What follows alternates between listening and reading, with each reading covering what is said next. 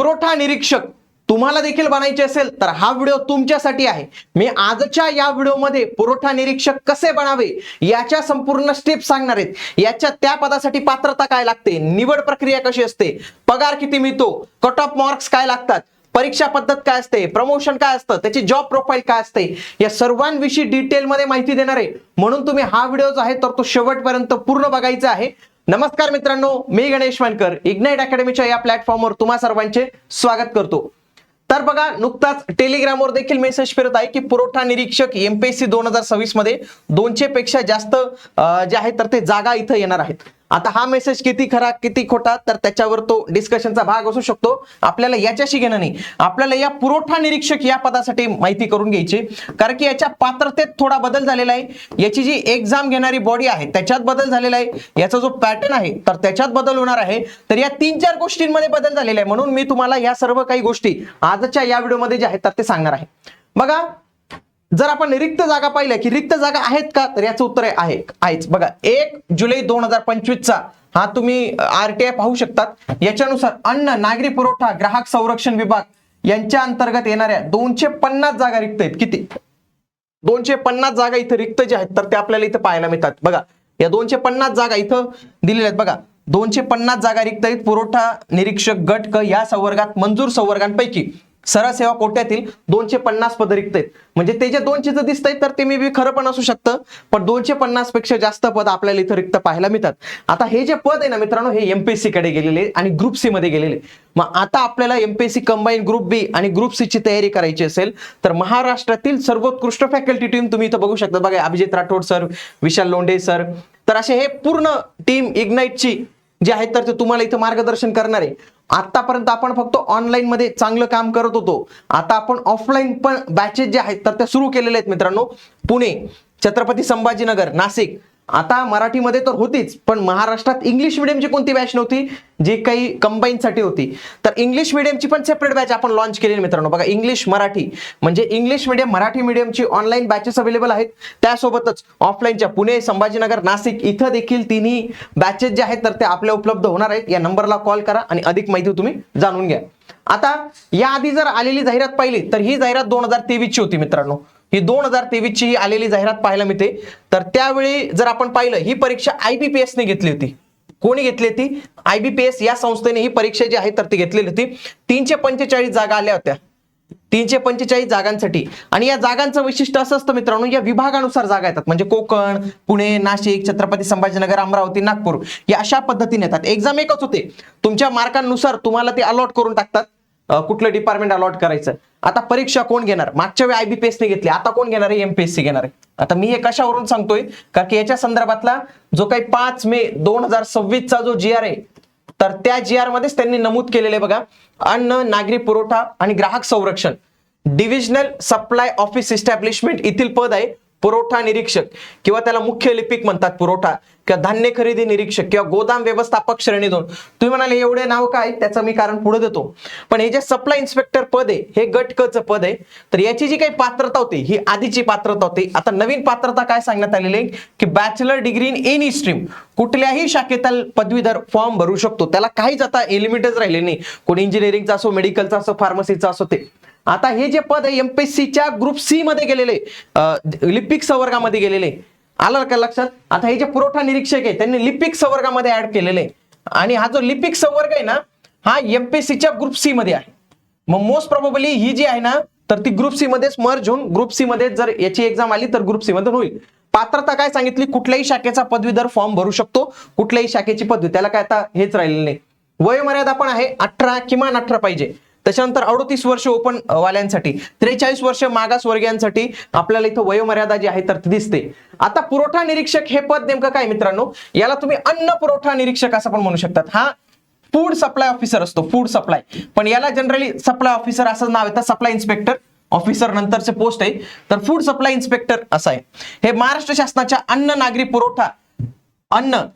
पुरवठा आणि ग्राहक संरक्षण हे जे मंत्रालय आहे याच्या अंतर्गत येते। हे ग्रुप सी ची पोस्ट आहे, ही group C non gazetted post जी आहे तर ती पाहायला मिळते।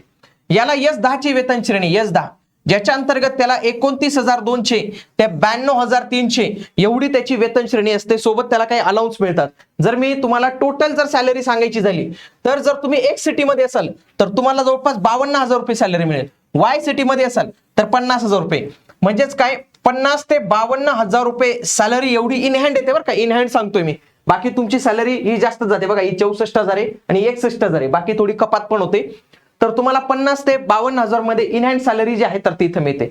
आता याच्यामध्ये कसं असतं, सुरुवातीला जेव्हा तुमची परीक्षा होते तर विभागानुसार तुमचे जसे गुण असतात त्याच्यानंतर तुम्हाला ते विभाग अलॉट केलं जातं. म्हणजे कोकण, नाशिक, पुणे, संभाजीनगर, नागपूर जे असेल तेव्हा तुम्हाला पसंतीक्रम मागितले जातात. 6 महसूल विभागाचा एक मेरिट लिस्ट लावली जाते आणि तुम्हाला जिल्हा वाटप जो आहे तर तो होतो. त्याच्यानंतर तुम्हाला जर या समजा नागपूर विभाग भेटला, मग नागपूर विभागामधील वेगवेगळे जिल्हे असतील ना, तर तुम्हाला जिल्ह्यांतर्गत बदली करायची असेल विभागांतर्गत तर त्याला 3 वर्षाचा कालावधी लागतो. 3 वर्ष. आता तुम्ही म्हणाल की मला नागपूर नको, मला नाशिक विभाग पाहिजे, म्हणजे नागपूर भेटला मला, मग त्याच्यासाठी तुम्हाला किमान 6 वर्ष थांबावं लागतं. 6 वर्ष. त्याच्यानंतर तुमची विभागाच्या बाहेर देखील बदली जी आहे तर ती होते. कामाचं स्वरूप जर मी पाहिलं तर मी तुम्हाला सुरुवातीला ते 3-4 पदं सांगितले बघा. पुरवठा निरीक्षक गट क संवर्गातील पदांसाठी निवड झालेल्या उमेदवारांना बघा, पुरवठा निरीक्षक हे एक काम आहे. गोदाम व्यवस्थापक श्रेणी 2 दुसरं काम. धान्य खरेदी निरीक्षक 3. अव्वल कारकून पुरवठा 4. तरी 4 वेगवेगळी पद आहेत. तुमची जरी सप्लाय इन्स्पेक्टर म्हणून पदावर नाव राहिलं, तुमच्या सॅलरी स्लिपवर नाव राहिलं, तरी पण हे 4 वेगवेगळे पद आहेत. यांच्यापैकी कुठल्याही पदावर तुम्हाला नियुक्ती देऊन तुम्हाला ते काम करावं लागेल. तुम्ही म्हणाल नाही सर मला सप्लाय इन्स्पेक्टर भेटलं होतं आणि तिथे जाऊन मी धान्य खरेदी निरीक्षक हेच कसं काम करू, अव्वल कारकून या हे कसं काम करू मी, तसं नाही. हे 4 पद पैकी तुम्हाला कुठलंही काम जे आहे तर ते तिथं देण्यात येईल. ऑफिस टायमिंग यांचा 9:45 ते 6:45 असतो. शनिवार रविवार त्यांना एक चांगली फिक्स ड्युटी असते. याच्यात काही जॉब फील्ड जॉब असतात आणि काही ऑफिस जॉब असतात. फॉर एक्झाम्पल हा जो गोदाम व्यवस्थापक जॉब आहे ना, हा ऑफिस जॉब आहे. ऑफिस म्हणजे तिथं जाऊनच जॉब आहे. आता हे जे निरीक्षकचे जॉब असतात, पुरवठा निरीक्षक, यांना कधी कधी बाहेर जावं लागतं, सप्लाय वगैरे चेक करावा लागतो. म्हणून हा जॉब मध्ये फील्ड पण आहे, ऑफिस पण आहे. म्हणजे दोन्ही गोष्टी तुम्हाला इथं मिक्स ज्या आहेत तर त्या इथं पाहायला मिळतात. आता कामाचं नेमकं स्वरूप काय असतं, काय काम करतात तर लक्षात घ्या. सार्वजनिक वितरण प्रणाली म्हणजे जे पीडीएस आहे, पीडीएस म्हणजे काय की जे आपल्यापर्यंत रेशन येतं तर त्याच्यावर नियंत्रण ठेवायचं. रास्त धान्य दुकान जे जे रेशन शॉप्स आहेत त्यांची तपासणी करणे. ते नाईक पिक्चर सारखं ते धान्यामध्ये काही गफलत करतोय का काय तसं. काळा बाजार आणि साठेबाजी रोखणे. शिधापत्रिका रेशन कार्डचं व्यवस्थापन करणे. शासकीय गोदामांची आणि वाहतुकींची तपासणी करणे. अहवाल सादर करणे. अन्न सुरक्षा कायद्याची अंमलबजावणी करणे आणि निवडणूक आणि आपत्कालीन कामं देखील तुम्हाला इथं करावे लागतात. तर हे सर्व कामाचं स्वरूप जे आहे तर ते असतं. याच्यामध्ये प्रमोशन हे चांगल्या पद्धतीने असतं. सुरुवातीला तुम्ही असतात पुरवठा निरीक्षक, तेव्हा तुमची वेतन श्रेणी असते S10. त्याच्यानंतर तुम्ही पुरवठा निरीक्षक वरून आणखी एक तुम्हाला प्रमोशन मिळतं, पण ते प्रमोशन खऱ्या अर्थाने पगाराचंच असतं. तर ते तुम्हाला S13 वर घेऊन जातं. कुठे घेऊन जातं? S13 वर घेऊन जातं. त्याला पण पद हे पुरवठा निरीक्षकच असतं. ओके. आता त्याच्यानंतर तुम्हाला एक खऱ्या अर्थाने जे प्रमोशन मिळतं S14चं, तर तुम्ही ग्रुप बी मध्ये निघून जाता. तो असतो पुरवठा अधिकारी, म्हणजे तुम्ही सप्लाय ऑफिसर बनतात आणि यावेळी S14 होऊन जातो तुमची वेतन श्रेणी. S14 होऊन जाते. त्याच्यानंतर तुम्हाला सहाय्यक जिल्हा पुरवठा अधिकारी हे पद जे आहे तर ते मिळतं आणि हे खऱ्या अर्थाने तुमचं गॅजेटेड पोस्ट असतं. गॅजेटवालं पोस्ट असतं. S16 ची वेतन श्रेणी असते. ओके. ग्रुप बी गॅजेटेड मध्ये तुम्ही जे आहे तर ते निघून जातात.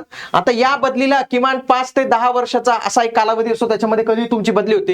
ही जी पहिली बदली आहे तर ते 3 ते 5 वर्षामध्ये ही पहिली S13 ची होते. त्याच्यानंतर पुढचे जे 5 वर्षे त्याच्यानंतर तुम्ही S14 ला जे आहे तर ते भिडून जातात. त्याच्यानंतर पुन्हा 5 वर्षानंतर तुम्ही S16 ला जातात. बऱ्याच लोकांचे वय म्हणजे नंतर खूप उशिरा लागतात, त्याच्यामुळे इथं थांबून जातात किंवा ते काहींचं इथंच पण येऊन जातं, सर्व्हिस संपून जाते. एकदम यंग पोरगा जो लागलेला राहतो ना तर तो इथंही जाऊ शकतो पुढं. जिल्हा पुरवठा अधिकारी पर्यंत जाऊ शकतो, पण ते थोडं अवघडच आहे. म्हणजे सांगायला तर काही सांगू शकतात आपण युट्यूबला की हो जिल्हा पुरवठा पर्यंत जातं, पण ते मुश्किल असतं, काय ते शक्य होत नाही कारण की जागा रिक्त राहते, लवकर प्रमोशन होत नाही. आता याच्यात बदलीचं विभागाच्या बाहेर पण बदली होते. बघा पास होण्यासाठी किती गुण लागतात आपल्याला. बघा मागच्या वेळी जो 200 गुणांचा पेपर झालेला होता ना तर तो IBPS चा होता. कोणाचा होता? IBPS चा होता. यावेळी परीक्षा कोण घेणार आहे? आपली MPSC घेणार आहे. आणि MPSC मध्ये काय असतं माहितीये का मित्रांनो? पूर्व परीक्षा असते आणि एक असते मुख्य परीक्षा. म्हणून या मार्कांचा आणि आताच आपल्याला काही जास्त फायदा होणार नाही. मागच्या वेळी जवळपास 180 चा कट ऑफ गेला होता. किती बघा इथं कट ऑफ दिसतो तुम्हाला 180 चा आउट ऑफ 200. एवढं एमपीएससी लागत नाही. आता हे जे संवर्ग आहे हा ग्रुप सी मध्ये लिपिक संवर्गामध्ये त्यांनी ऍड केलेलं आहे.